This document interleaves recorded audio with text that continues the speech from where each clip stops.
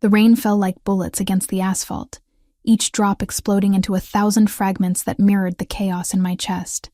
11:47 p.m., and Boston's streets gleamed black under the amber streetlights. The scent of wet concrete and exhaust fumes clung to the air as I hurried through the hospital's staff exit, my sneakers squeaking against the slick pavement. 12 hours. That's how long I'd been on my feet in the pediatric ward, watching over tiny patients who deserved so much better than what life had dealt them. My scrubs clung to my tired body, the pale blue fabric darkened with sweat, and the occasional splash of juice from a toddler who'd finally smiled after 3 days of fever. These moments made everything worth it. Almost everything. My keys jingled in my trembling fingers as I approached my beaten Honda Civic, parked under the flickering fluorescent light of the staff parking garage. The metal was cold and wet beneath my palm when I reached for the handle, but then I heard it. Footsteps. Slow, deliberate, echoing off the concrete walls. My blood turned to ice water. Isabella, his voice cut through the rain like a blade, low and gravelly from too much whiskey and too many cigarettes. I didn't need to turn around to know who stood behind me. Derek Morrison, my ex-boyfriend, my nightmare, the man I'd spent the last 6 months trying to forget. I turned slowly, my back pressed against the car door. He emerged from the shadows between 2 parked vehicles, his police uniform wrinkled and stained, badge catching the overhead light. At 29, Derek had the kind of rugged features that used to make my heart race. Now they just made my skin crawl. Dirty blonde hair hung across his forehead, and his brown eyes held that familiar glint of anger and something darker. Something hungry. "You've been avoiding my calls." His words slurred slightly, and the smell of alcohol hit me from 6 feet away. "We broke up, Derek. 6 months ago. Remember?" I clutched my keys between my fingers, the metal edges pressing into my palm. "You don't get to call anymore." He stepped closer, and I caught sight of the fresh scratches on his knuckles. Someone had fought back recently. That someone probably hadn't been as lucky as I was right now. "See? That's where you're wrong, baby." The pet name dripped with possession and threat. "We're not done. We'll never be done." Rain plastered his hair to his skull as he moved closer, backing me against the car. I could see the moisture gathering on his uniform, hear the squish of his boots on the wet concrete. My heart hammered against my ribs so hard I was certain he could hear it. "I know you've been working extra shifts," he continued, his voice dropping to an intimate whisper that made my skin crawl. "Trying to pay for that old woman's medical bills. Your mama, right? Sweet Sophia in the memory care unit." My mother's name on his lips felt like a violation. "Stay away from her." "Or what?" He laughed, a sound devoid of any warmth. "You'll call the cops?" "I am the cops, sweetheart." The overhead light flickered again, casting his face in alternating moments of harsh illumination and shadow. In the brief darkness, he moved closer. Close enough that I could smell the whiskey on his breath, see the red veins threading through his eyes. "I've been patient, Bella. Real patient. But my patience is running thin." I pressed harder against the car, the door handle digging into my spine. "Derek, you're drunk. Go home. Sleep it off." "Home?" He barked out a laugh that echoed off the concrete walls. "You think I have a home? You think any of us have homes anymore?" Something in his voice changed, became desperate, frantic. This wasn't just about us anymore. Something else was driving him, something that made him even more dangerous than before. "I owe people money, Bella. Bad people. The kind who don't care about badges or uniforms or anything except getting what they're owed." His hand reached out, fingers grazing my cheek. "But you could fix all that." I jerked away from his touch, adrenaline flooding my system. "I don't have any money. You know that. You don't need money." His smile was all teeth and predatory hunger. "You just need to come with me. Tonight." That's when I ran. I pushed past him with all the strength I had, my shoulder slamming into his chest. He stumbled backward, caught off guard by the sudden movement, giving me precious seconds to bolt toward the garage exit. My feet pounded against the wet pavement as I heard him cursing behind me, his heavier footsteps echoing as he gave chase. The rain hit me like a wall of ice as I burst from the parking garage onto the street. My scrubs provided no protection against the October chill, and within seconds I was soaked through, but I didn't stop running. Couldn't stop. Because I knew Derek, and I knew that if he caught me tonight, I might not see tomorrow. The old part of Boston stretched ahead of me, all narrow streets and shadowy alleyways. Historic buildings loomed on either side, their brick facades gleaming wetly in the streetlight. My lungs burned as I sprinted down Washington Street, past closed shops and empty sidewalks. The sound of Derek's pursuit had faded, but I didn't trust it. Didn't trust anything anymore.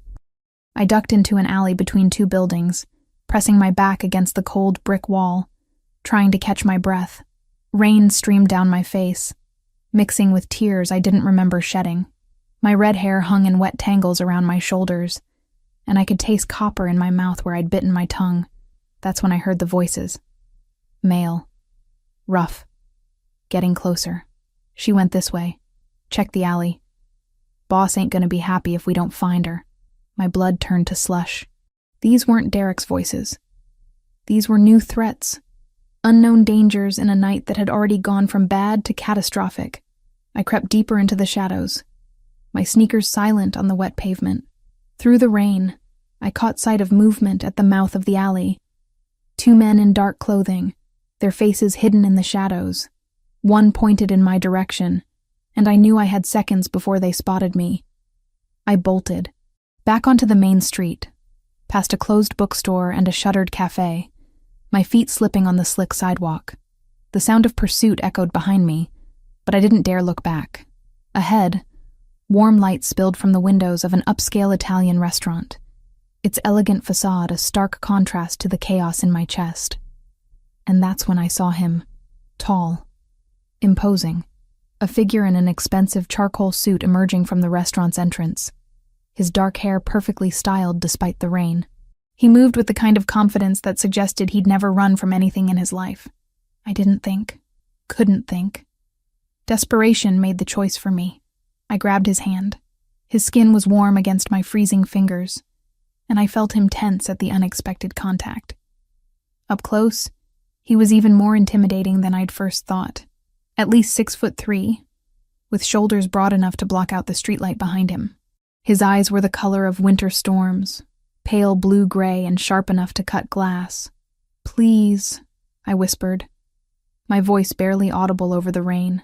"Help me." For a heartbeat, he said nothing. Just studied my face with those penetrating eyes, taking in my soaked scrubs, my terrified expression, the way I clung to his hand like a lifeline. Then Derek's voice cut through the night. "Bella, get back here." The stranger's gaze flicked past me to where Derek stood at the end of the block, rain-soaked and furious. Then his attention returned to me, and something shifted in his expression. Something dangerous and protective all at once. "Who hurt you?" His voice was low, controlled, with the faintest trace of an accent I couldn't place. Before I could answer, two men in dark suits materialized from the shadows behind him. They moved like ghosts, silent and deadly, flanking us without a sound. Derek took one look at them and stopped dead in his tracks. The stranger squeezed my hand once, gently, and I felt something pass between us. A promise, maybe, or a warning. "You're safe now," he said simply, and for the first time in months I almost believed it. The silence stretched between us like pulled wire as Derek retreated into the rain-soaked darkness. My hand remained locked in the stranger's grip, his warmth anchoring me to reality while my world tilted sideways. Water dripped from my hair onto the expensive fabric of his suit, but he didn't seem to notice or care. "Vincent," he said quietly, and one of the men in dark suits stepped forward. "Follow him." Quietly. "I want to know where he goes, who he calls, what he's planning." Vincent nodded once and melted back into the shadows, moving with a predator's grace. The remaining guard positioned himself near the restaurant's entrance, a silent sentinel against whatever other threats might emerge from Boston's underbelly. Only then did the stranger turn his full attention back to me. His eyes swept over my soaked scrubs, lingering on the fading bruise along my jawline that makeup hadn't quite concealed. Something dangerous flickered in those storm-gray depths. "You're shivering." It wasn't a question, but an observation delivered in that same controlled voice. I was. My entire body trembled, whether from cold or adrenaline or the sheer magnitude of what had just happened. I couldn't tell. The October rain had turned my scrubs into a second skin, clinging uncomfortably to curves I suddenly felt exposed displaying. "My car," he said, gesturing toward a sleek black sedan parked half a block away. Not an invitation. A statement. Every rational thought screamed at me to refuse, to thank him and walk away, to pretend this night had never happened. But Derek's words echoed in my mind. I owe people money, Bella. Bad people. And now this stranger had seen me, helped me, involved himself in whatever mess Derek had created. "I don't even know your name," I whispered. Something that might have been amusement touched his lips. "Lorenzo Benedetti." The name hit me like ice water. Even someone as removed from Boston's criminal underbelly as I was knew that surname. Benedetti. Old money. Old power. Old violence wrapped in expensive suits and legitimate businesses. I'd grabbed the hand of a man whose family name appeared in newspaper headlines and FBI investigations. "You recognize it?" Again, not a question. I nodded mutely, suddenly aware of how small I felt standing next to him. At 5'5", I had to crane my neck to meet his gaze. He towered over me, all controlled strength and dangerous elegance. "Good. That means you understand the protection I can offer." His thumb traced across my knuckles. A gesture so gentle it seemed at odds with everything I'd heard about men like him, and the price of refusing it. The threat was velvet-wrapped but unmistakable. I could accept his help and enter his world, or decline and face Derek alone, with whatever bad people Derek owed money to closing in. "What do you want from me?" My voice cracked on the last word. Lorenzo studied my face for a long moment, rain gathering in his dark hair and running down the sharp planes of his cheekbones. "Right now? To get you somewhere warm and dry before you catch pneumonia."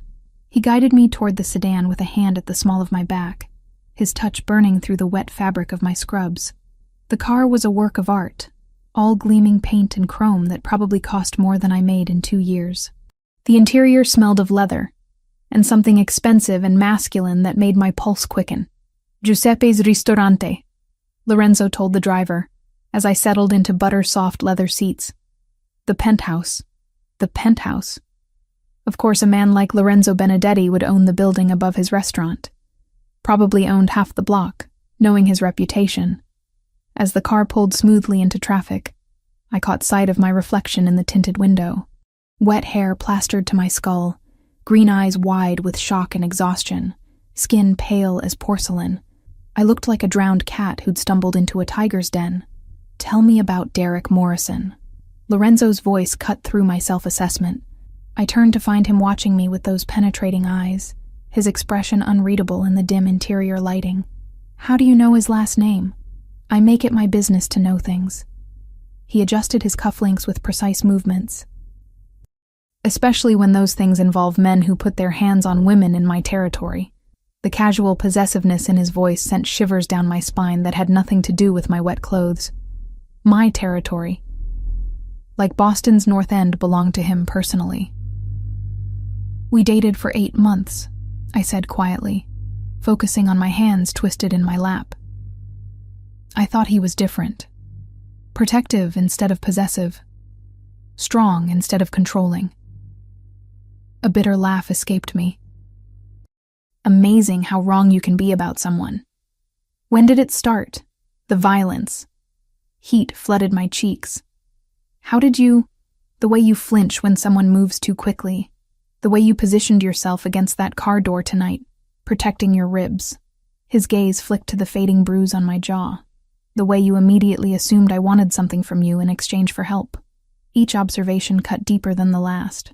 Was I really that transparent? That obviously damaged? 3 months ago, I admitted. A slap during an argument about money. He apologized, brought flowers, promised it would never happen again. But it did. I nodded, unable to meet his eyes. It always got worse when he'd been drinking. And lately, he'd been drinking more. Said he was under pressure at work, that things were complicated. The car turned onto a narrow street lined with historic brownstones, their windows glowing warmly in the rain. Lorenzo's fingers drummed once against his knee, the only sign of agitation he'd shown. What kind of pressure? I don't know. He never told me specifics. I watched raindrops race down the window, distorting the city lights into abstract patterns. But tonight, he said he owed money to bad people, that I could fix all his problems. Lorenzo's jaw tightened almost imperceptibly. By going with him. It wasn't a question, but I answered anyway. Yes, Isabella. The way he said my name, with that faint accent curling around the syllables, made something flutter in my chest. Look at me. I turned reluctantly, meeting those storm-gray eyes in the car's dim interior. Derek Morrison is a dirty cop drowning in debt to people who view human life as currency. His voice carried absolute certainty. If you had gone with him tonight, you wouldn't have survived the week. The casual delivery of that statement hit me like a physical blow. How can you possibly know that? Because I know who he owes money to. Lorenzo leaned forward slightly, the expensive fabric of his suit stretching across his broad shoulders. Mikhail Kozlov. Russian mob. They don't negotiate, and they don't forgive debt. My mouth went dry. Russians? But Derek's a cop. He works with the FBI task force, which makes him valuable to men like Kozlov, until he stops being useful. Lorenzo's smile held no warmth. Then he becomes a liability to be eliminated. The car pulled to a stop in front of an elegant brick building, its ground floor housing the same upscale restaurant where I'd first grabbed Lorenzo's hand. Above it, floors of expensive condominiums rose into the rainy night, their windows glowing like golden eyes. This is your building. Another statement, not a question. Giuseppe's has been in my family for 3 generations, Lorenzo said, stepping out into the rain. My great-grandfather built it when he first came to America. My grandfather expanded it.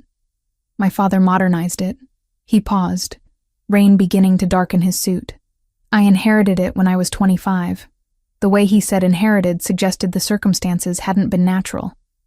Men in Lorenzo's world didn't retire to Florida and hand over the family business. The building's entrance was discreet but elegant, all polished marble and subtle lighting. A doorman materialized from nowhere to escort us inside, his respectful nod to Lorenzo speaking volumes about the man beside me. The elevator was a work of art, all brass fixtures and mirrors that reflected my bedraggled appearance from multiple angles. Lorenzo stood beside me in comfortable silence, his presence filling the small space completely. I could smell his cologne now, something woody and expensive that probably cost more than my monthly rent. 60 floors, I observed, watching the numbers climb. Privacy requires altitude. His lips quirked slightly. The higher you climb, the fewer people can reach you. The elevator opened directly into a penthouse that took my breath away. Floor-to-ceiling windows offered a panoramic view of Boston's skyline. The city spread out below us like a jeweled tapestry. Rain streaked the glass, creating patterns that shifted and reformed with each gust of wind. The space itself was a study in understated luxury. Clean lines, neutral colors, furniture that probably cost more than my car. Everything spoke of wealth, but quiet wealth. The kind that didn't need to shout to be heard. You're still shivering, Lorenzo observed. I was. Despite the penthouse's warmth, I couldn't seem to stop trembling. The adrenaline was wearing off, leaving behind exhaustion and the dawning realization of what my life had become in the span of 1 terrifying hour. Lorenzo disappeared down a hallway and returned with a thick terry cloth robe and a towel. There's a guest bathroom through there, he said, pointing toward an archway. Hot shower. Take as long as you need. The kindness in the gesture nearly undid me. When was the last time someone had offered me comfort without expecting something in return? Why are you helping me? The question tumbled out before I could stop it. Lorenzo moved to the window, hands clasped behind his back as he gazed out at the city below. Rain continued to lash the glass. But from up here, the storm seemed distant and manageable. Maybe I don't like seeing women afraid. He glanced back at me, and something in his expression made my pulse quicken. Or maybe I have my own reasons for wanting Derek Morrison to pay for his mistakes. Before I could ask what he meant, my phone buzzed in my pocket. The sound cut through the penthouse's quiet like a gunshot, making both of us tense. Derek's name glowed on the screen. Answer it, Lorenzo said quietly. Let him know you're safe. Safe? I stared at him. I'm in the penthouse of a man whose family protects what belongs to them. Lorenzo's eyes met mine, and something passed between us. A current of understanding, or maybe recognition. You grabbed my hand tonight, Isabella. That makes you mine to protect. The phone continued buzzing insistently. Outside, thunder rumbled across the city, and I realized my life had just changed forever. The morning light filtering through Lorenzo's penthouse windows felt surreal, like waking up inside someone else's life. I sat at the marble kitchen island, fingers wrapped around a coffee cup that probably cost more than my weekly grocery budget, watching Boston stretch out below in golden autumn sunshine. The storm had passed, leaving the city washed clean and gleaming. 48 hours. That's how long I'd been here, playing the strangest game of house with a man whose very name made people cross the street. 2 days of borrowed silk pajamas, gourmet meals I couldn't pronounce, and the constant, nagging awareness that I was a guest in a gilded cage. You're thinking too loud. Lorenzo's voice came from behind me, rich and slightly amused. I turned to find him leaning against the kitchen doorway, dressed in charcoal slacks and a white shirt with the sleeves rolled up to his forearms. Even in this casual state, he radiated the kind of controlled power that made my pulse skip. His dark hair was slightly mussed, and I caught myself wondering if he'd slept badly too. I should go home, I said for the third time since Friday night. I have a life, responsibilities, patients who need me. Dr. Martinez covered your shifts. He moved into the kitchen with that fluid grace I was beginning to recognize, pulling ingredients from the refrigerator. Your supervisor was very understanding when I explained you were dealing with a family emergency. I stared at him. You called my hospital? Without asking me? I called everyone who needed to know you were safe. Lorenzo cracked eggs into a bowl with practiced precision. Your landlord knows you'll be away indefinitely. The nursing home where your mother lives received an anonymous donation to cover her care for the next 6 months. Each revelation hit me like a physical blow. You had no right. I had every right.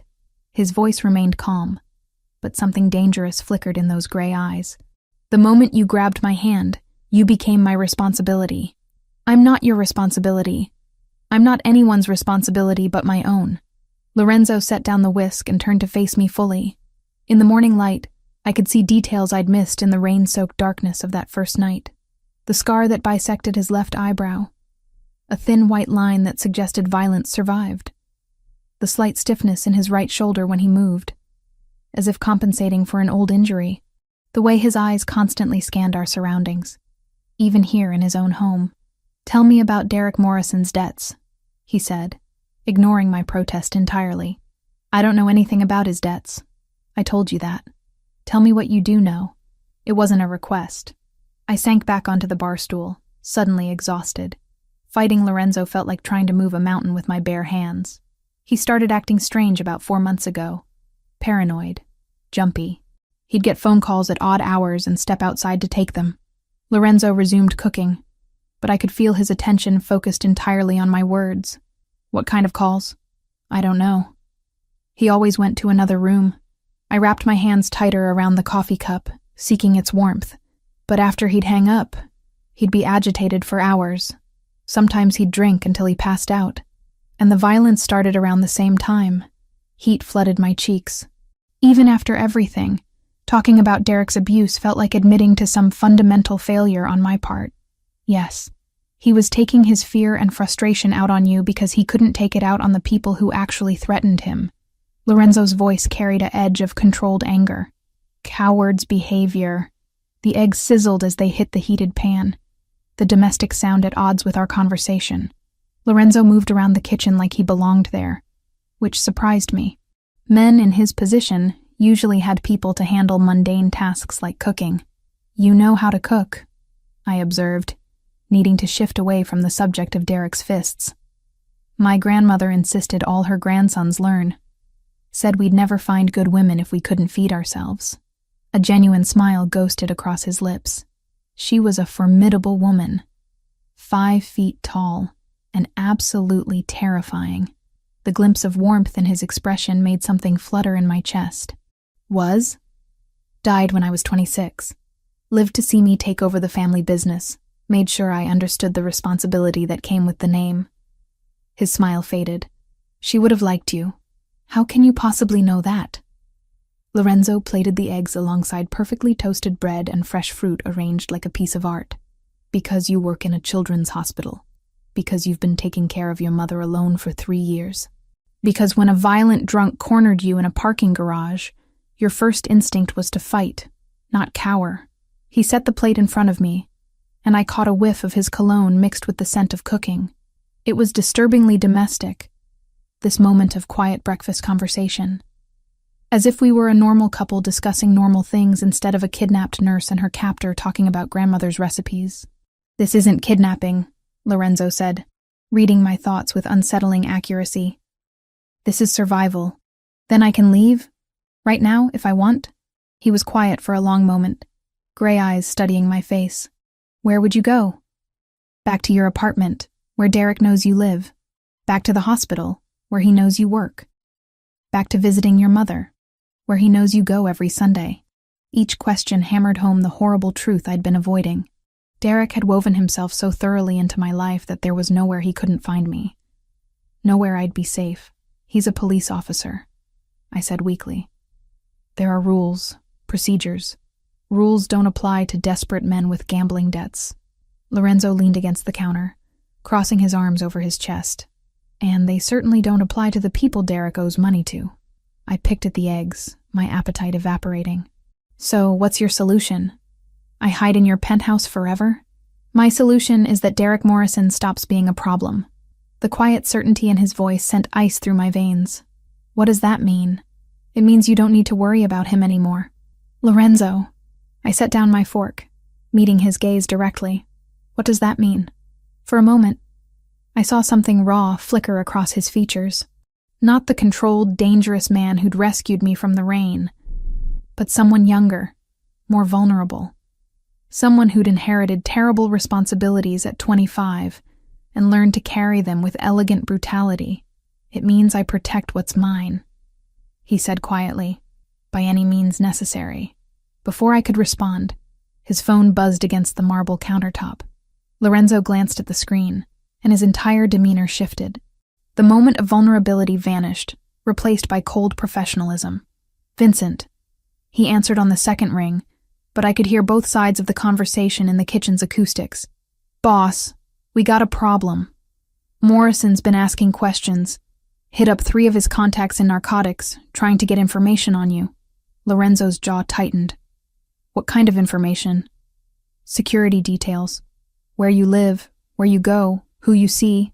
He's also been flashing pictures of the girl around the North End." My blood turned to ice water. Derek was hunting me, using his badge and police connections to track me down. And now he was specifically targeting Lorenzo. "Any bites?" Lorenzo's voice remained steady, but I caught the subtle tension in his shoulders. "Nothing solid, but boss, word is he's not working alone anymore. Someone's backing him. Someone with resources. Kozlov. That's what I'm thinking. Morrison's not smart enough to plan this kind of operation solo." Lorenzo ended the call and set the phone down with deliberate care. When he looked at me, his eyes were completely devoid of warmth. "Pack whatever you need for a few days." His voice was all business now. "We're leaving the city." "Leaving." Panic fluttered in my chest. "Where are we going?" "Somewhere Derek Morrison and his Russian friends can't reach you." Lorenzo was already moving, pulling his phone back out to make another call. "Marco, prepare the house in Gloucester. Full security team. We'll be there by noon." "Wait." I stood up, my breakfast forgotten. "You can't just decide to relocate me without consulting me first." Lorenzo paused in his preparations, and when he turned back to me, I saw something that made my breath catch. Not anger exactly, but something deeper and more primal. Possession. "You asked me to help you," he said quietly. "This is what help looks like in my world, Isabella. You don't get to pick and choose which parts of my protection you accept. I'm not your property." "No." He stepped closer, close enough that I had to tilt my head back to meet his gaze. "You're something far more valuable than that." "What am I then?" For a heartbeat, he didn't answer. Then his hand came up to cup my cheek, thumb tracing the line of my jaw with surprising gentleness. His touch was warm, calloused in a way that suggested he knew violence intimately, but chose to be gentle with me. "You're the first person in 10 years who looked at me and saw someone worth saving, instead of someone to fear." His voice was barely above a whisper. "That makes you irreplaceable." Before I could respond, he stepped back, the moment of vulnerability gone as quickly as it had come. "Pack light," he said, already moving toward his own room. "We have 30 minutes before the car arrives." I stood frozen in the kitchen, my cheek still burning from his touch, trying to process what had just happened. Lorenzo Benedetti, the man whose name struck fear into Boston's criminal underworld, had just revealed something raw and desperate beneath his controlled exterior. And God help me, I wanted to understand what he meant. The sound of drawers opening and closing came from his bedroom. Efficient and methodical. Whatever safe house he was taking me to, it was clearly well prepared and completely secure. Another piece of the vast machinery he'd built around himself, designed to protect and control in equal measure. I touched my cheek where his hand had been, still feeling the echo of his warmth. 48 hours ago, I'd been a simple pediatric nurse with an abusive ex-boyfriend and mounting medical bills. Now I was the protected asset of a man who could make people disappear with a phone call. The terrifying part wasn't that Lorenzo frightened me. The terrifying part was that he didn't. The safe house in Gloucester sat perched on rocky cliffs overlooking the Atlantic, its weathered shingles and wraparound porch giving it the appearance of a quaint New England cottage. But the illusion shattered the moment I noticed the discreet cameras, the reinforced windows, and the way Lorenzo's men positioned themselves at strategic points around the property. 3 days. 3 days of walking along private beaches, reading in sun-drenched window seats, and pretending this was some kind of romantic getaway instead of protective custody. The October air carried the salt tang of approaching winter, and I'd taken to bundling in one of Lorenzo's sweaters while I sat on the porch, watching seabirds wheel against the gray sky. Lorenzo had been the perfect gentleman. Respectful distance, polite conversation. No repeat of that moment in his penthouse kitchen when his hand had cupped my cheek and made my pulse stutter. It should have been reassuring. Instead, it left me restless and confused, hyper-aware of his presence in ways that had nothing to do with fear. "The sunrise here is extraordinary." His voice came from behind me, rich with that faint accent that made my skin prickle with awareness. I didn't turn around, too afraid he'd see something in my expression I wasn't ready to acknowledge. "It's beautiful. Peaceful. Peaceful is good. Peaceful keeps you alive." Lorenzo settled into the porch chair beside me, extending a steaming mug of coffee. Vincent called. "Derek Morrison visited your hospital yesterday." My blood turned to ice. "What did he want?" "To speak with your supervisor. Claimed he was concerned about your welfare, said you'd been acting erratically before you disappeared." Lorenzo's jaw tightened. "Dr. Martinez didn't buy it. Told him patient confidentiality prevented her from discussing your personal situation." I set down my coffee with trembling fingers. "He's not going to give up, is he?" "No." Lorenzo leaned forward, elbows resting on his knees. "Men like Derek don't surrender easily, especially when they're desperate." The morning sun caught in his dark hair, highlighting threads of silver I hadn't noticed before. At 34, Lorenzo carried himself with the confidence of someone who'd seen too much, survived too much. There were lines around his eyes that spoke of sleepless nights and difficult decisions. "Tell me about your father." The words tumbled out before I could stop them. Lorenzo went very still. "Why do you want to know?" "Because you said you inherited the family business when you were 25. Because yesterday, I watched you order a man's execution over the phone like you were discussing the weather." I turned to face him fully. "Because I need to understand who you really are." For a long moment he said nothing. Then he stood, moving to the porch railing with that fluid grace I'd come to recognize. His hands gripped the worn wood, knuckles white with tension. "My father was Antonio Benedetti, third-generation Italian-American, built our legitimate construction business from nothing." Lorenzo's voice was carefully neutral. "He believed in old-world values, family, loyalty, honor. And the other business, the illegal side, that came later. Protection money from shop owners who couldn't afford police response times, loans for families who couldn't get bank approval, dispute resolution for people the courts ignored." Lorenzo's smile held no warmth. "It started as helping the community. It evolved into controlling it." A gust of salt air whipped across the porch, carrying the cry of seagulls and the distant sound of waves against rocks. Lorenzo's profile was sharp against the morning sky, all angular planes and controlled strength. "How did he die?" I asked softly. "Car bomb. outside his favorite restaurant on a Tuesday night in October. Lorenzo's voice never wavered, but I saw his knuckles whiten further. The Kozlov organization wanted our territory. They thought eliminating the head would scatter the family, but it didn't. No. He turned back to me, and I saw something raw flicker in those gray eyes. It just made the survivors more dangerous. Before I could respond, his phone buzzed against the porch table. Lorenzo glanced at the screen, and his entire demeanor changed, shoulders tensing as he read the message. What is it? Vincent. Derek Morrison isn't working alone anymore. Lorenzo was already moving, pulling out his phone to make a call. They grabbed Sarah Chen from the pediatric ward at St. Mary's 20 minutes ago. My world tilted sideways. Sarah was a sweet, quiet nurse from the Philippines who worked the same shifts I did. We'd had coffee together dozens of times, shared stories about difficult patients and impossible supervisors. They took Sarah? My voice came out as a whisper. They think she's you. Lorenzo's phone was already ringing. Vincent, talk to me. I could hear Vincent's voice through the speaker, tight with tension. 2 men in a van, grabbed her outside the hospital pharmacy. Professional job. But boss, they fucked up. Chen's got distinctive tattoos on her arms. Nothing like Isabella's description. How long before they realize their mistake? Maybe an hour. Maybe less if they're smart enough to check her ID. Lorenzo's face had gone granite hard, all traces of the man who'd shared stories about his grandmother vanishing behind a mask of cold calculation. Kozlov's people? Has to be. Morrison doesn't have the resources for an operation this clean. My hands started shaking. They'll kill her when they realize she's not me. No. Lorenzo's voice cut through my rising panic. They won't. How can you possibly know that? He ended the call and turned to face me. And what I saw in his expression made my breath catch. Not just anger, but something primitive and protective that spoke to places in my chest I'd thought Derek had killed forever. Because I'm going to get her back. Lorenzo was already moving toward the house, his movements sharp and purposeful. Marco! One of his men appeared instantly, as if he'd been waiting for the summons. Boss, contact every asset we have in Boston. I want locations on Kozlov's operation, full intelligence on his men, and a tactical assessment of where they're most likely holding the girl. You want me to call in favors from the families? Call in everything. Lorenzo's voice carried absolute authority. And get the car ready. We're heading back to the city.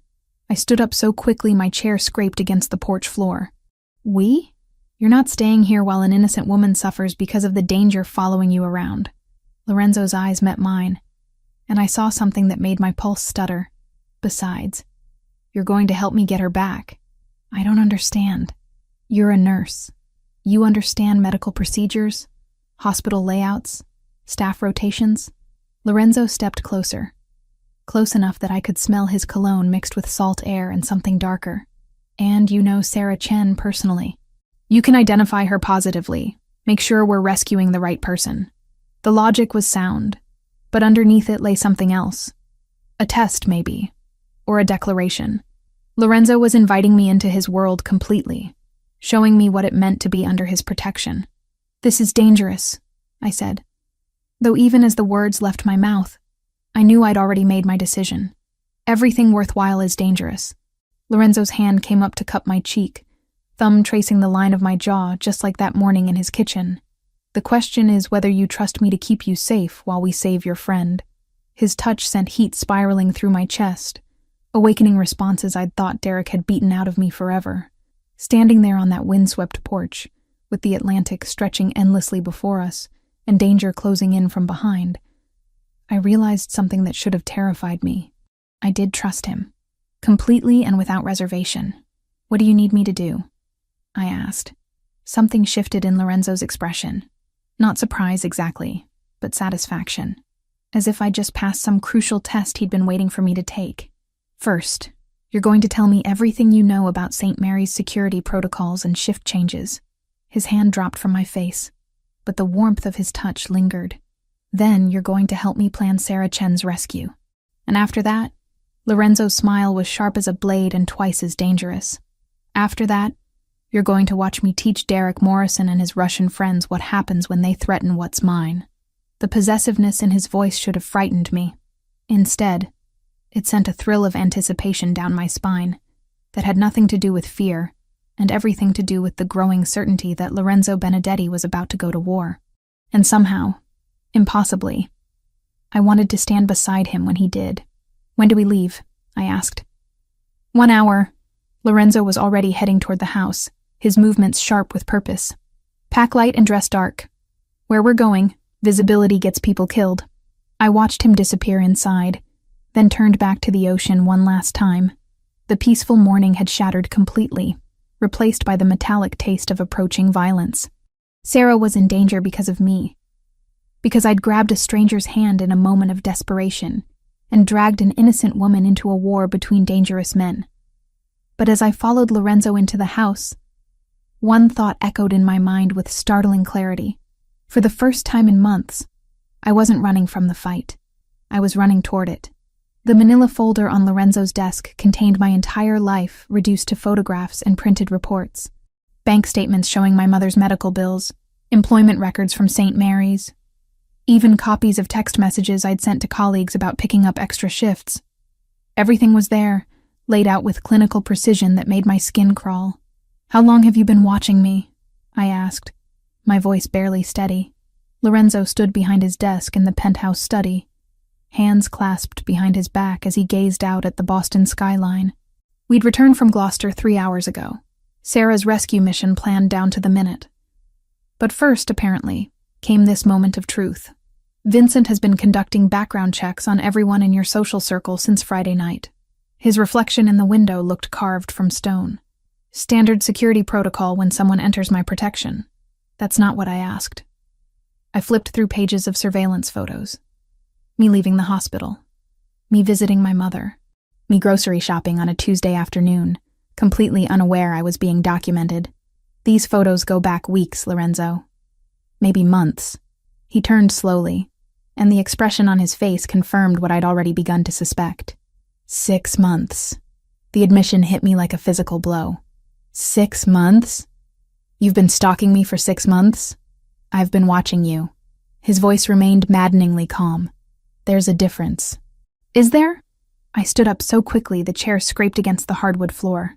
"Because from where I'm sitting, it looks like you've been planning this entire thing from the beginning." Lorenzo moved around the desk with that predatory grace, stopping just close enough that I had to tilt my head back to meet his eyes. "Planning what, exactly?" "This. Us. Whatever this is supposed to be." I gestured at the opulent study, the protected penthouse, the carefully constructed cage he'd built around me. "Did you orchestrate Derek's debt too? Make sure he'd get desperate enough to threaten me so you'd have an excuse to swoop in and play savior?" Something dangerous flickered in those gray eyes. "Be very careful what you accuse me of, Isabella." "Or what? You'll have me disappeared like you're planning to do to Derek?" The words tumbled out, fueled by betrayal and growing panic. "How do I know any of this is real? How do I know Derek wasn't working for you all along?" Lorenzo's jaw tightened, but his voice remained level. "Because if Derek Morrison was working for me, you would never have suffered a single bruise at his hands." The quiet certainty in his statement gave me pause, but I was too angry to back down. "Then why? Why watch me? Why choose me?" For a long moment, Lorenzo said nothing. Then he moved to a cabinet against the far wall, withdrawing a crystal decanter and 2 glasses. His movements were precise, controlled, but I caught the slight tremor in his hands as he poured. "Do you know what it's like to inherit a legacy built on blood?" He didn't look at me as he spoke. "To wake up one morning and discover that everything you thought you knew about your life was a carefully constructed lie?" I remained silent, sensing this was important. That whatever he was about to tell me would change everything between us.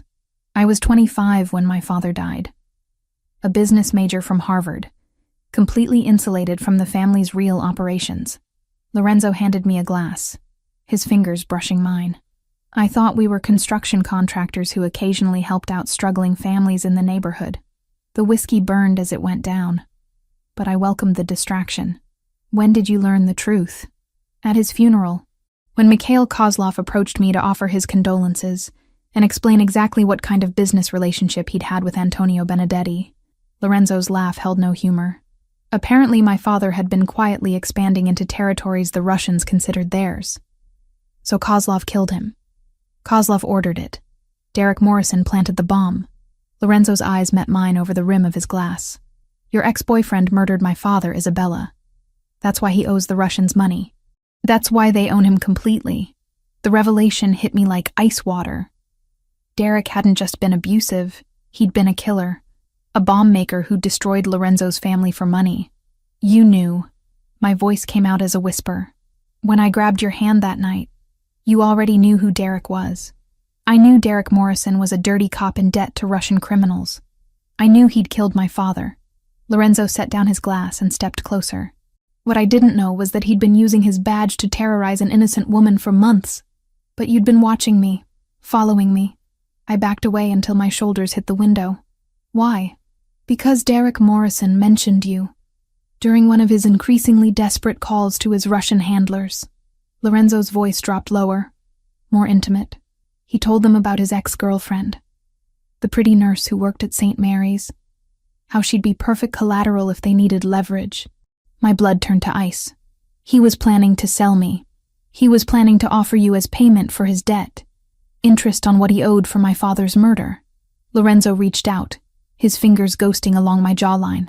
I started watching you to understand what kind of weapon Derek thought he had. What I found was something entirely different. What did you find? A woman who worked double shifts to pay for her mother's care, who volunteered at the children's hospital on her days off, who smiled at homeless people and bought coffee for strangers and treated every patient like they were family. His thumb traced across my cheekbone. A woman who deserved protection, not exploitation. The gentleness in his touch made my chest ache. So, you decided to protect me. I decided to understand you, to learn your patterns, your routines, the things that made you feel safe. Lorenzo's other hand came up to frame my face completely. I told myself it was reconnaissance, intelligence gathering, but it wasn't. No, his voice was barely above a whisper. It was obsession. The admission hung between us like a live wire, dangerous and electric.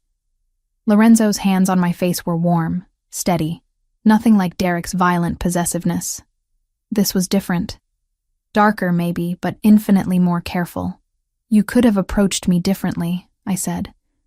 Told me about Derek's debt, warned me about the danger, and you would have gone to the police, filed reports, trusted the system to protect you. Lorenzo's smile was sharp as a blade. Derek Morrison is the system, Isabella. He would have buried your complaints and escalated his timeline. So instead you waited for him to corner me in a parking garage. I waited for you to need me. His hands dropped from my face, and immediately I missed their warmth. I waited for circumstances to align so that when I offered you protection, you'd be desperate enough to accept it. The manipulation was breathtaking in its scope and execution. Lorenzo hadn't saved me from Derek's violence. He'd simply positioned himself to be available when that violence finally escalated beyond my ability to handle it alone. I should be furious, I said quietly. You should be. You should demand I take you somewhere safe and leave you alone forever. Lorenzo moved back to his desk, putting distance between us. You should run as far and as fast as you can from what I represent. But I'm not going to. No? He looked up, and I saw something vulnerable flicker in those gray eyes. No. I crossed to where he stood, closing the distance he'd created. Because Sarah is still out there, scared and alone. Because Derek Morrison helped murder your father. And because despite everything you've done, I trust you more than I've ever trusted anyone. Lorenzo went very still. Isabella, you manipulated the situation, yes.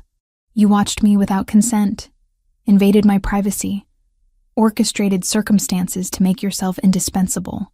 I reached up, cupping his face the way he'd done to me. But you also paid my mother's medical bills anonymously. You made sure I was safe at work. You never let Derek hurt me worse than he already had. That doesn't excuse what I've done. No, it doesn't. I stepped closer, until there was no space left between us. But it explains why you did it. And right now, understanding you matters more to me than forgiving you. For a heartbeat. Neither of us moved. Then Lorenzo's control shattered completely. He kissed me with a hunger that spoke of months of careful distance, of watching from shadows, and wanting what he couldn't have. His hands tangled in my hair. holding me steady as he claimed my mouth with devastating thoroughness. I kissed him back with equal intensity, pouring weeks of confusion and attraction and desperate need into the contact. When we finally broke apart, both breathing hard, Lorenzo rested his forehead against mine. "This changes everything," he said quietly. "I know.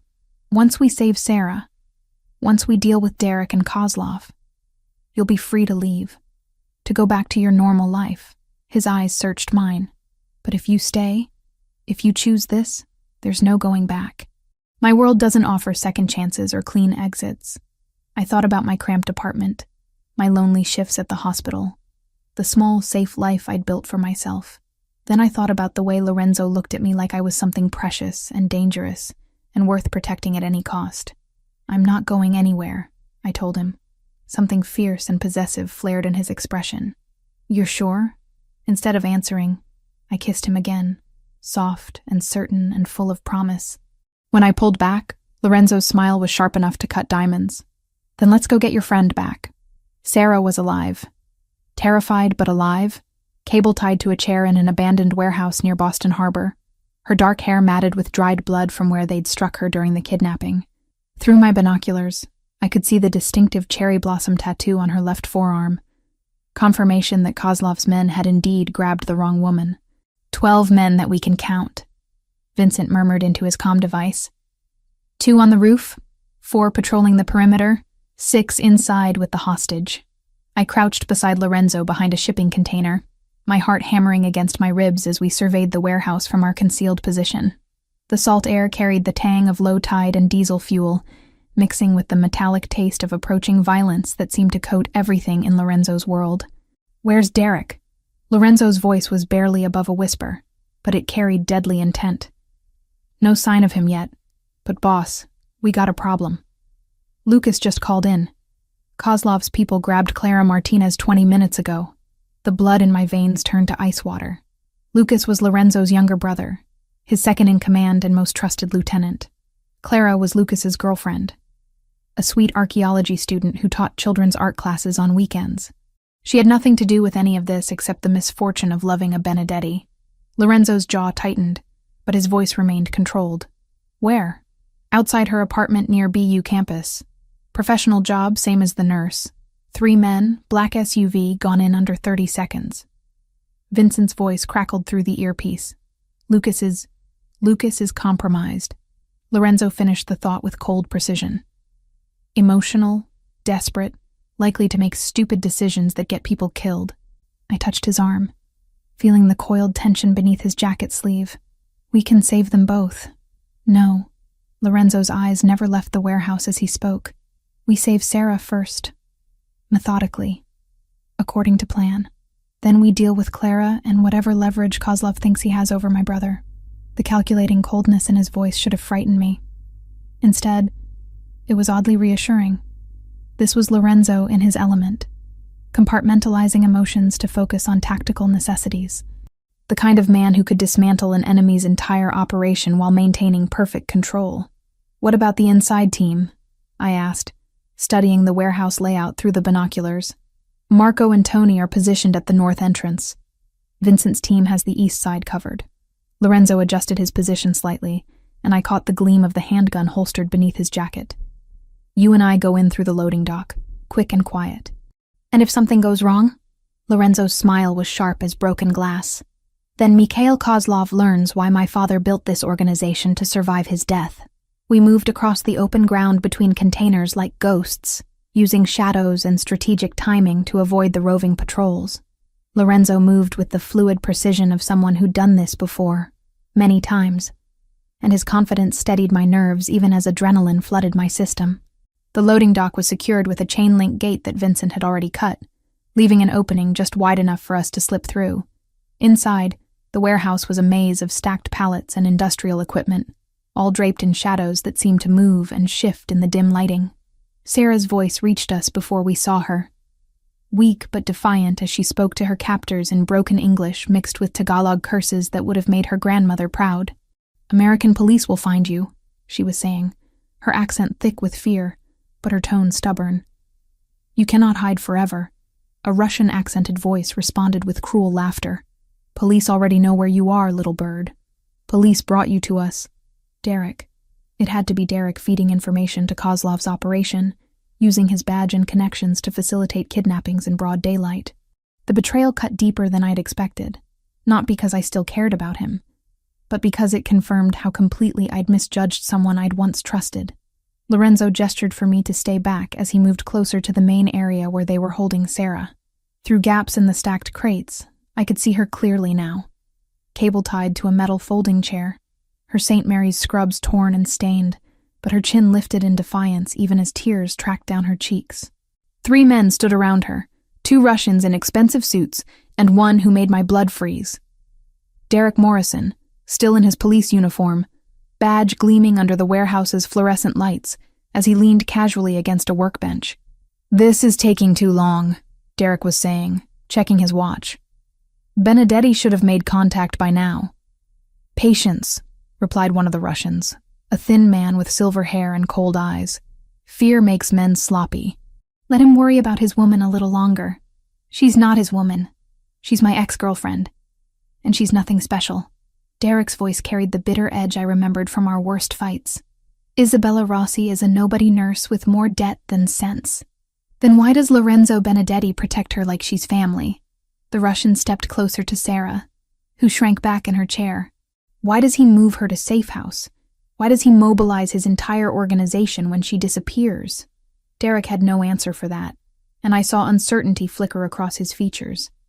He'd expected Lorenzo's interest in me to be casual, temporary. The depth of resources being deployed to ensure my safety clearly surprised him. Lorenzo's hand touched my shoulder, and I turned to find him gesturing toward a side corridor that would bring us closer to Sarah's position. We moved together, careful to avoid the creaking floorboards and metal debris that littered the warehouse floor. "The other girl is more valuable," Derek said suddenly, his voice carrying a desperate edge. "Clara Martinez. She's dating Benedetti's brother. That's real leverage." "Perhaps." The Russian's smile was coldly amused. "But this one serves our purposes for now. When Benedetti arrives to negotiate, we will have answers to interesting questions. And if he doesn't come, then we send pieces of his woman to Lucas Benedetti until he becomes more cooperative." The casual brutality in the Russian's voice made Sarah whimper softly. That's when Lorenzo moved. He emerged from the shadows like death incarnate, moving with lethal precision that spoke of years of practice and absolutely no hesitation about violence. The first Russian never saw him coming, Lorenzo's arm snaking around his throat and applying pressure to the carotid artery until the man dropped unconscious to the concrete floor. The second Russian spun toward the sound, hand reaching for the gun holstered beneath his jacket, but Lorenzo was already there. A vicious strike to the solar plexus doubled the man over, followed by a knee to the face that sent him crashing backward into a stack of wooden pallets. Derek fumbled for his service weapon, but his hands were shaking and his movements clumsy with panic. "Benedetti, I know you're here." "Yes, you do." Lorenzo stepped into the light, completely calm despite having just incapacitated 2 trained killers in under 10 seconds. "The question is whether you're smart enough to surrender." "I've got backup coming," Derek said, his gun finally clear of its holster but wavering as he tried to aim at Lorenzo. "This warehouse is surrounded. Your backup consists of Mikhail Kozlov's men, most of whom are currently unconscious or dead." Lorenzo's smile was terrifying in its complete lack of emotion. "My people are significantly better trained than yours." As if to emphasize his point, the warehouse lights suddenly went out, plunging everything into darkness except for the pale glow filtering through high windows. Emergency lighting kicked in seconds later, casting everything in hellish red that made the scene look like something from a nightmare. "Isabella!"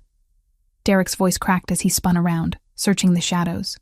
"I know you're here too. This is all your fault. If you'd just come with me Friday night, none of this would have happened." I stepped into the light before Lorenzo could stop me, facing the man who'd terrorized me for months.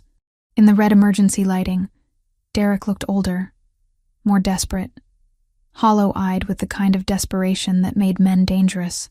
"You're right," I said quietly. "If I'd gone with you Friday night, I'd be dead by now. Just like you're going to be."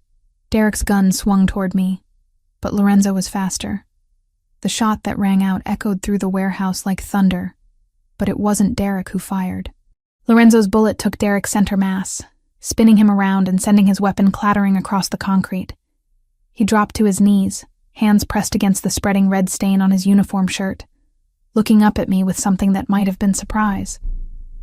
"You chose him," Derek whispered, blood frothing at the corners of his mouth. "Over me? Over everything we had." "We never had anything," I told him, surprised by how steady my voice sounded. "You had control, and I had fear." "That's not love, Derek. That's just violence wrapped in pretty words." Derek Morrison died still looking confused about the distinction. I should have felt something, watching the man who dominated my nightmares for months bleed out on a warehouse floor. Relief, maybe, or satisfaction, or even grief for what we might have been under different circumstances. Instead, I felt nothing at all except a strange sense of completion, like closing a book I'd never wanted to read in the first place. Lorenzo was already moving toward Sarah, producing a tactical knife to cut through her restraints.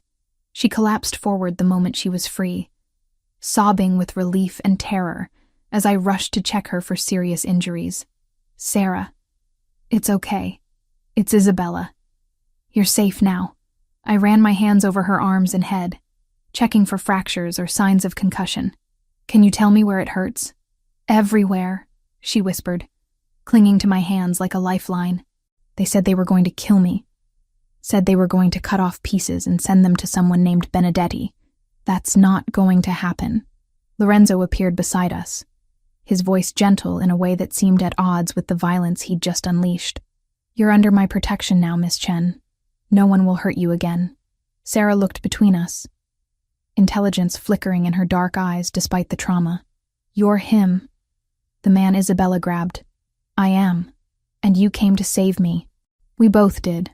Lorenzo's gaze met mine over Sarah's head, and something passed between us that had nothing to do with words, and everything to do with the choice I'd made to stand beside him in his world of shadows and violence. "What about Clara?" I asked as we helped Sarah to her feet.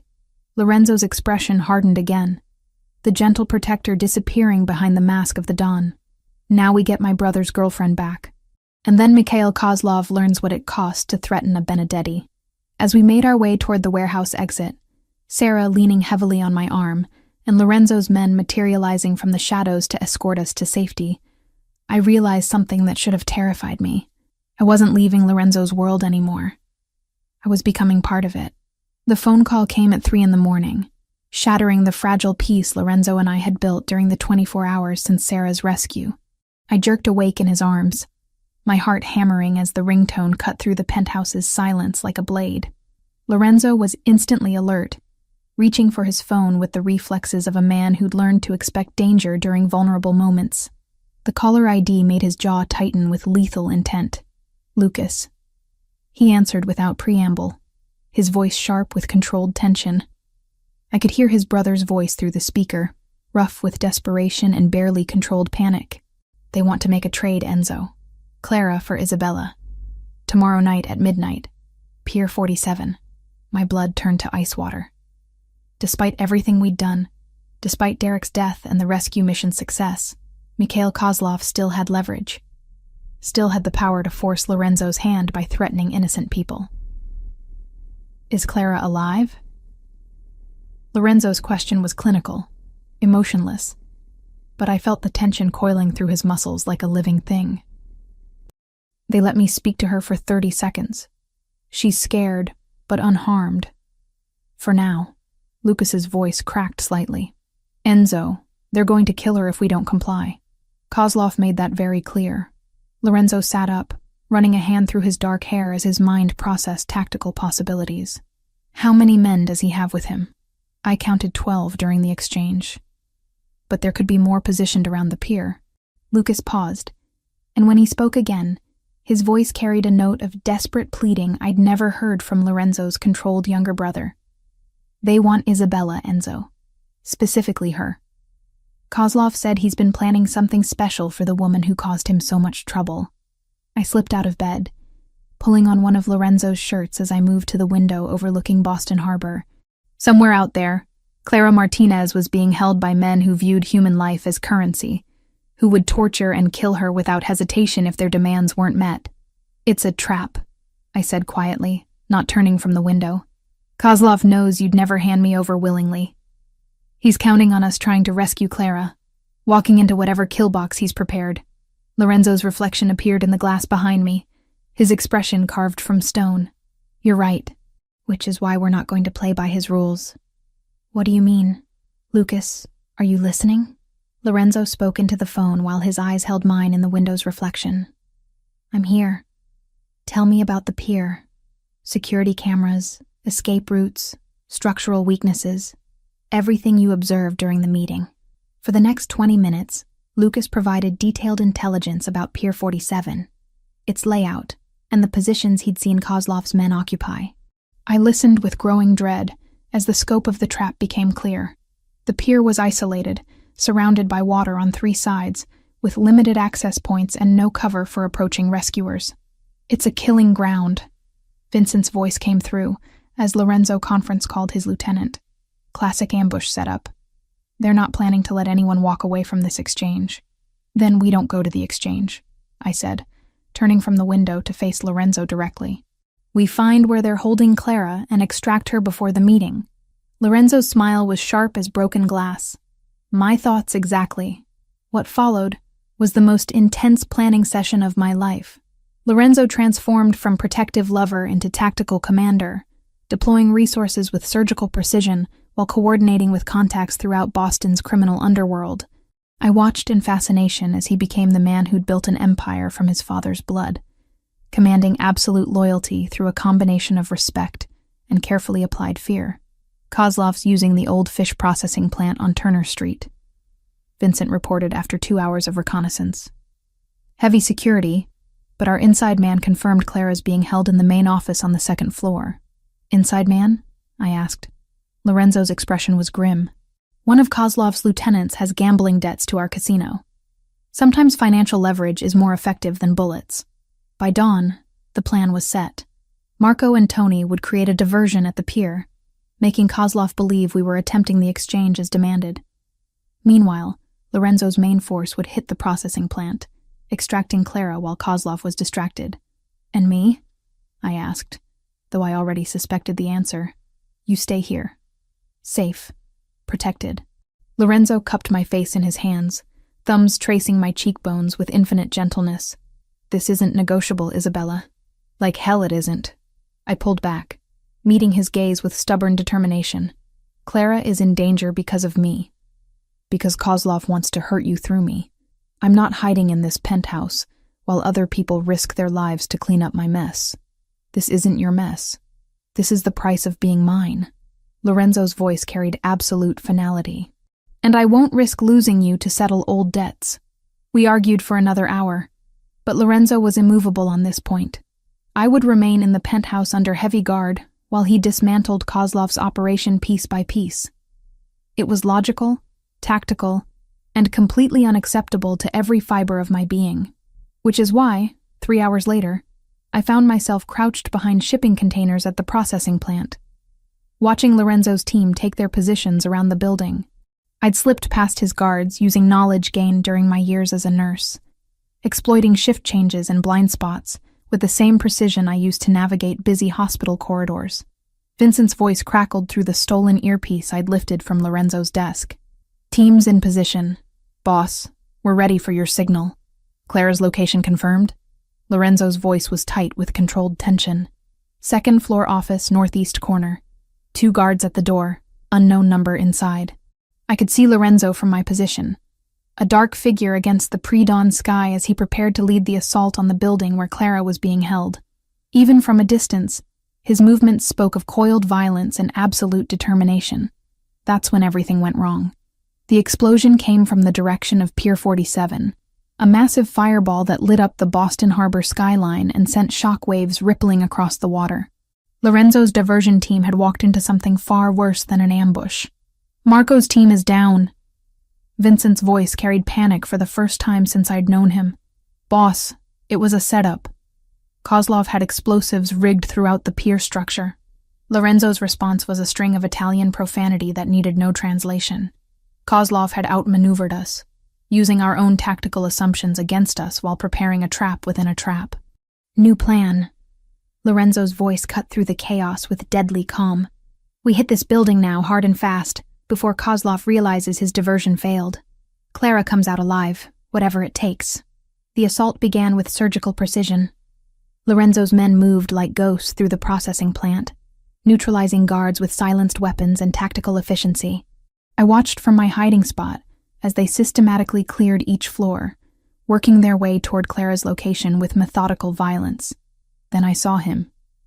Mikhail Kozlov himself, emerging from a black sedan that had just arrived at the plant's rear entrance. Silver-haired, elegantly dressed, moving with the confidence of a man who believed he controlled every variable in the equation. He wasn't alone. 6 heavily armed men flanked him as he entered the building, and I realized with growing horror that Kozlov hadn't been fooled by the diversion at all. He'd expected Lorenzo to attempt a rescue operation and had positioned himself to personally oversee Clara's execution when it began. I keyed the stolen radio. Lorenzo, Kozlov just arrived at the rear entrance with reinforcements. He's heading for the 2nd floor. Silence stretched across the comm channel before Lorenzo's voice came back, deadly quiet. Isabella, what the hell are you doing here? Being useful. Clara's in immediate danger. Kozlov isn't here for a prisoner exchange. He's here for a public execution. He wants you to watch her die. Another pause. Then Lorenzo's voice again, this time carrying resignation mixed with fury. Vincent? Isabella's position? North side, behind the blue containers. Boss, she's got good cover, but she's completely exposed if this goes sideways. I could practically hear Lorenzo's teeth grinding as he processed this new complication. Then, with the adaptability that had made him Boston's most feared crime lord, he shifted tactics entirely. Isabella, can you see the 2nd floor windows from your position? Yes. Northeast corner, 2 guards visible. In approximately 3 minutes, those guards are going to be very distracted by explosions and gunfire. If Clara appears at that window, if she's in immediate danger, I need you to guide her to safety. My mouth went dry. Guide her how? There's a fire escape on the building's north wall. If she can reach it, if she can climb down, you'll be her only chance of getting out alive. Before I could respond, the war began in earnest. Lorenzo's team hit the processing plant like a hurricane, breaching multiple entry points simultaneously while laying down suppressing fire that turned the pre-dawn quiet into a cacophony of violence. Muzzle flashes lit up the building's windows like deadly fireworks, and the sound of automatic weapons echoed across the harbor. I pressed myself deeper into cover as stray bullets sparked off metal containers around me, my heart hammering with terror and adrenaline. This wasn't like the warehouse rescue, surgical and controlled. This was urban warfare, chaotic and deadly, with Clara's life hanging in the balance. Movement at the 2nd floor window caught my attention. Clara's face appeared briefly, pressed against the glass, her mouth open in a scream I couldn't hear over the gunfire. Behind her, I caught a glimpse of Mikhail Kozlov, his silver hair gleaming as he grabbed her by the throat. Lorenzo! I keyed the radio desperately. Kozlov has Clara at the window. He's going to... The window exploded outward in a shower of glass and splintered wood. For one horrible moment, I thought Kozlov had thrown Clara to her death. Then I realized what I was seeing. Clara Martinez, 23-year-old archaeology student and children's art teacher, had grabbed a desk lamp and used it to smash through the window herself. She perched on the narrow ledge, bleeding from multiple cuts, looking down at the 30-foot drop to the alley below. Kozlov appeared behind her, gun in hand, his face twisted with rage, as he realized his hostage was attempting to escape. That's when I made the decision that would define the rest of my life. I stood up from behind the containers, making myself visible to both Clara and Kozlov, and shouted at the top of my lungs, "Clara! The fire escape! North side!" Kozlov's gun swung toward me, muzzle flash strobing in the pre-dawn darkness as bullets sparked off metal and concrete around my position. But Clara heard me, saw me, understood what I was telling her. She jumped. Not down to the alley, but sideways, toward the building's north wall where the fire escape ladder waited. Her fingers caught the metal rungs, and she hung there for a terrifying moment before beginning her descent. Kozlov's attention followed her movement, his gun tracking toward Clara's vulnerable form on the fire escape. I could see him taking aim, preparing to end Lucas's girlfriend with cold precision. That's when Lorenzo appeared behind Kozlov like an avenging angel, moving through the shattered window with lethal grace. His knife found Kozlov's throat before the Russian could fire, opening his carotid artery in a spray of arterial blood that painted the window frame crimson. Mikhail Kozlov, the man who'd ordered Antonio Benedetti's death and terrorized Boston's underworld for decades, died gurgling his own blood while staring down at the woman who'd escaped his carefully planned revenge. Clara reached the ground, just as Lorenzo's men finished securing the building. I ran to her, catching her as she collapsed, checking her for serious injuries while sirens wailed in the distance. "Is it over?" Clara whispered, clinging to my hands with desperate strength. I looked up at the second-floor window where Lorenzo stood silhouetted against the rising sun, Kozlov's blood still dripping from his blade. "Yes," I told her, and meant it. "It's over." But as Lorenzo's gaze found mine across the distance separating us, I realized something fundamental had changed during the violence and chaos of the morning. I wasn't the same woman who'd grabbed a stranger's hand in the rain a week ago. I was someone else entirely. Someone harder, more dangerous, and completely committed to the man who'd just killed to protect the people I cared about. Someone who belonged in Lorenzo Benedetti's world of shadows and blood. 6 months later, the morning sun streamed through the floor-to-ceiling windows of our private office on the 15th floor of Benedetti Construction's headquarters, casting golden patterns across architectural plans and medical supply invoices that covered Lorenzo's mahogany desk.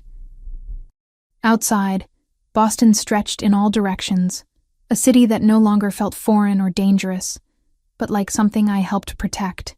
I initialed the final purchase order for the new pediatric wing at St. Mary's, officially completing the largest charitable donation in the hospital's history.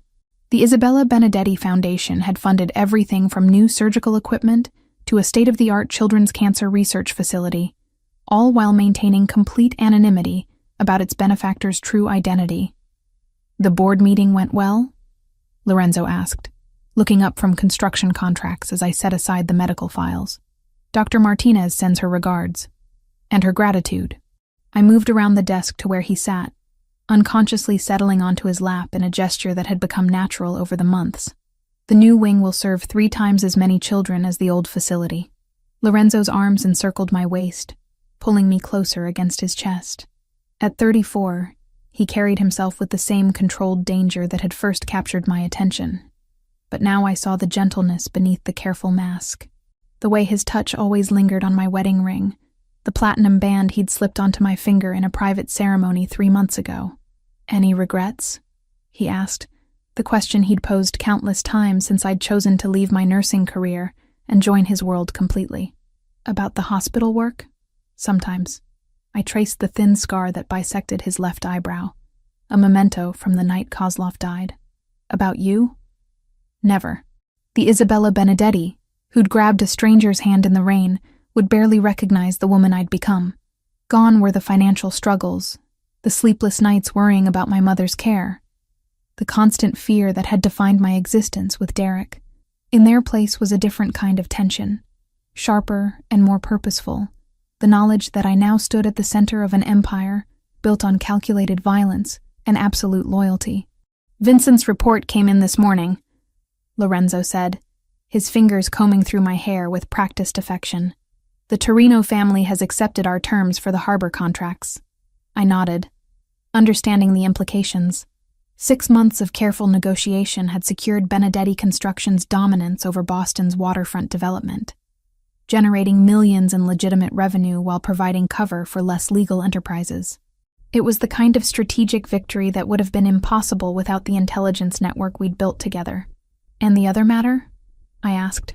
Lorenzo's expression darkened slightly. Commissioner Walsh confirmed it.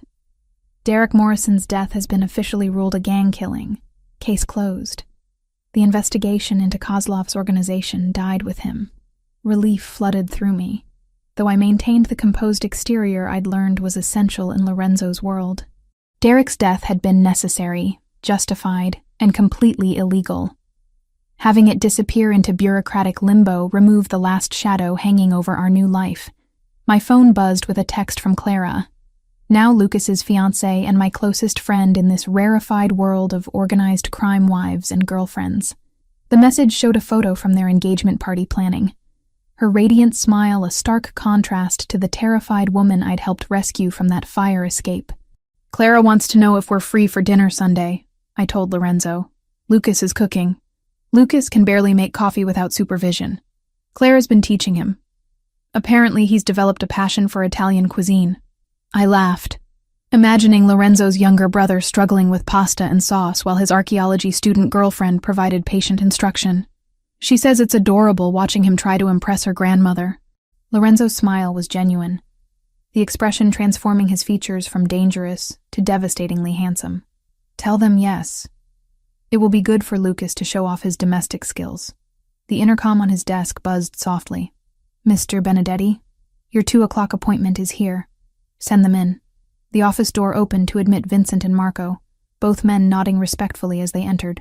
6 months had transformed my relationship with Lorenzo's inner circle from wary acceptance to genuine trust, built through shared danger and demonstrated loyalty. "The Amalfi property is ready for your inspection," Vincent reported, setting a folder on the desk. "Full security installation, private airstrip, complete communications array.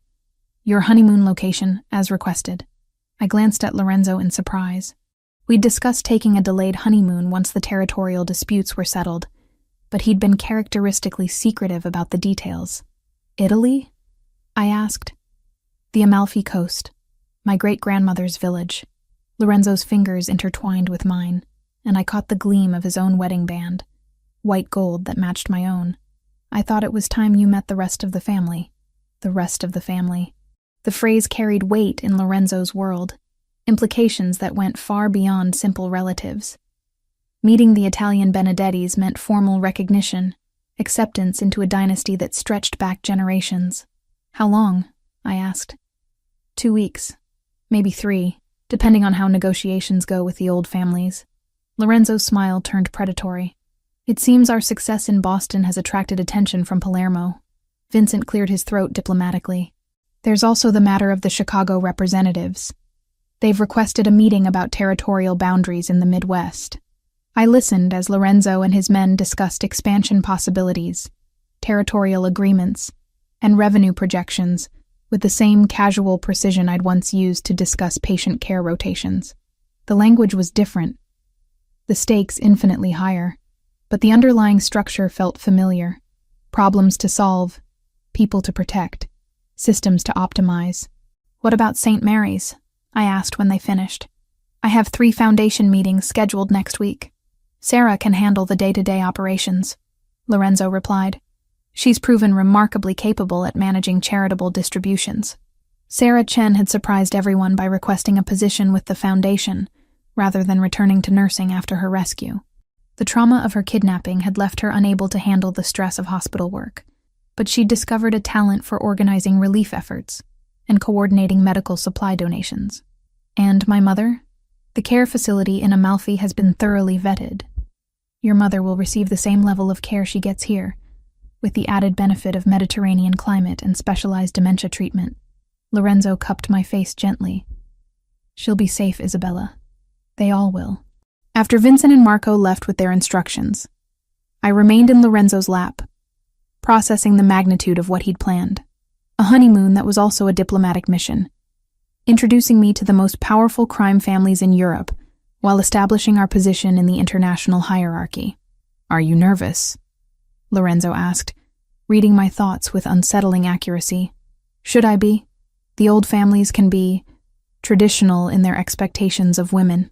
His thumb traced across my cheekbone. "But you've proven yourself in ways they'll respect. You've shed blood to protect family. You've built legitimate enterprises that benefit the organization. You've earned your place beside me through action, not just marriage." The weight of his words settled over me like a mantle. 6 months ago, I'd been a pediatric nurse struggling to pay bills and avoid an abusive ex-boyfriend. Now I was the wife of Boston's most powerful crime lord, the silent partner in a multi-million-dollar empire, a woman who'd killed to protect the people she loved. "Do you ever miss it?" I asked. "The simplicity of your life before I grabbed your hand that night?" Lorenzo was quiet for a long moment. his hand stroking through my hair as he considered the question. "I miss the illusion of simplicity," he said finally. "The belief that I could keep the violence compartmentalized, separate from everything else. But you didn't complicate my life, Isabella. You completed it. Even though I've made you vulnerable, given your enemies something they can use against you, you've made me stronger." Lorenzo's voice carried absolute conviction. "A man with nothing to lose is dangerous, but a man with everything to protect is unstoppable." The late afternoon sun slanted through the windows, painting everything in shades of gold and amber. Below us, the city hummed with its usual rhythm, millions of people living their lives completely unaware of the conversations and decisions being made in towers like this one. I thought about the woman I'd been 6 months ago, terrified and alone, convinced that her life was spiraling beyond control. She could never have imagined this moment, this sense of belonging to something larger and more dangerous than anything she'd ever dreamed possible. "I love you," I said, the words still carrying the weight of surprise even after months of marriage. "And I love you." Lorenzo's response was immediate, certain, backed by actions that had proven its truth in blood and sacrifice. More than power, more than the organization, more than life itself. He kissed me then, soft and deep and full of promise, tasting of coffee and determination and the kind of dangerous devotion that built empires and toppled kingdoms. When we broke apart, both breathing harder than before, Lorenzo rested his forehead against mine in the gesture that had become our private language of intimacy. "Ready to meet the family?" he asked. I thought about terrified nurses and archaeology students, about mothers with dementia and loyal lieutenants who'd become brothers, about the vast network of people who depended on the choices Lorenzo and I made together. "I'm ready," I said, and meant it completely. Outside the windows, Boston glittered in the setting sun, a city that belonged to us now, held in careful hands that had learned to balance mercy with necessary violence. The woman who'd once run through rain-soaked streets in terror now stood at the center of an empire, protected and cherished, and absolutely lethal when threatened. Isabella Benedetti, Queen of Shadows, Architect of Charity, Keeper of Dangerous Love. I'd never been more myself in my entire life.